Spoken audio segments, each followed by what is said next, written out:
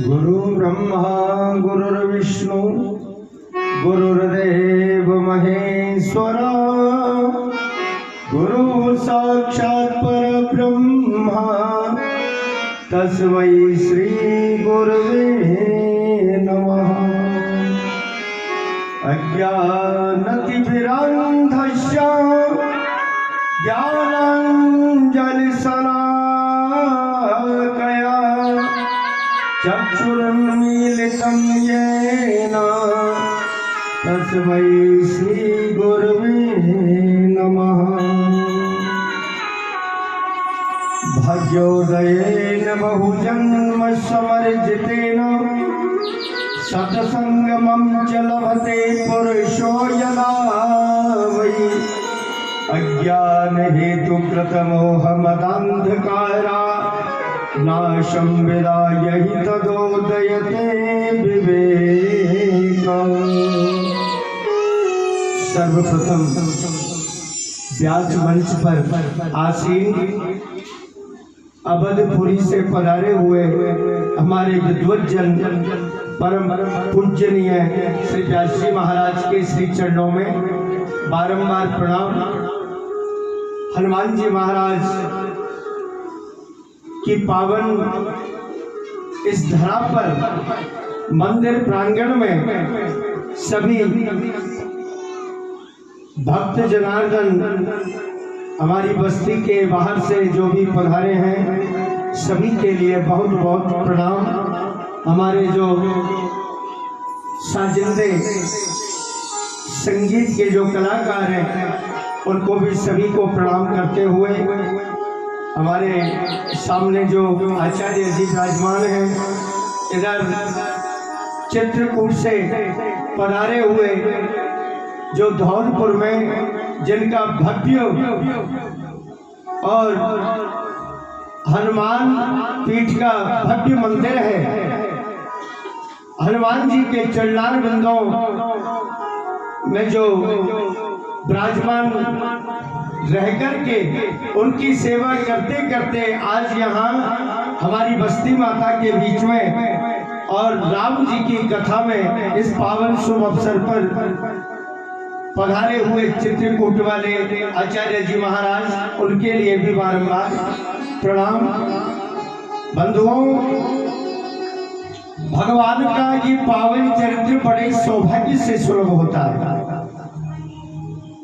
राम कथा और कृष्ण कथा इन दोनों में कोई भेद नहीं है, और भगवान रघुनाथ जी में और भगवान श्री कृष्ण में भी कोई भेद नहीं है। दोनों करीब करीब मिलते जुलते जैसे हैं। अगर भेद है तो क्या कि राम कृष्ण दो एक हैं, अजी अंतर नहीं इनमें, इनके नयन गंभीर है, इनके चपल विशेष। अगर अंतर है तो केवल ये।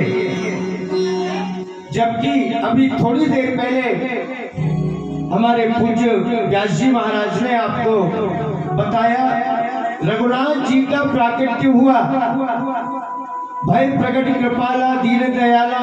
और प्राकट्य होने के बाद में जब गुरु जी के आश्रम पर पढ़ने के लिए गए, अल्पकाल के बीच में सारी विद्याओं के बीच में पारंगत हो गए रघुनाथ जी। विश्वामित्र जी के साथ में पधारे, वन गमन किया, तो सर्वप्रथम पहला कार्य मेरे रघुनाथ जी ने कौन सा किया? बोले वन में जाए ताड़िका मारी, वन में जाकर के माया रूपी और स्त्री का दमन किया। और मेरे कृष्ण कन्हैया लाल ने क्या किया? सर्वप्रथम कोई कार्य किया तो क्या किया? पूतना का वध किया। तो माया रूपी जो स्त्री है ना, भगवान रघुनाथ जी ने भी आकर के सबसे पहले माया का अंत किया। उधर भगवान श्याम सुंदर ने भी माया का अंत किया, तो देखिए बड़े सौभाग्य से, और भगवान राम जी की कथा, भगवान कृष्ण की कथा बड़े सौभाग्य से सुलभ होती है, बड़े सौभाग्य से प्राप्त होती है। आज मैं बहुत बहुत धन्यवाद दूंगा, बहुत बहुत साधुवाद दूंगा हमारे भाई श्रीमान भक्त प्रहलाद जी को, जिन्होंने कितनी बार तो बद्रीनाथ केदारनाथ की और यात्रा कर चुके, चारों धाम कर चुके। पहले भागवत जी भी इनके कार्यक्रम लोग के द्वारा संपन्न हो रही है, और एक दिन मेरे से कह रहे थे, बोले महाराज ऐसा आशीर्वाद आपका बना रहे कि मेरी ये आदत कभी छूटे नहीं,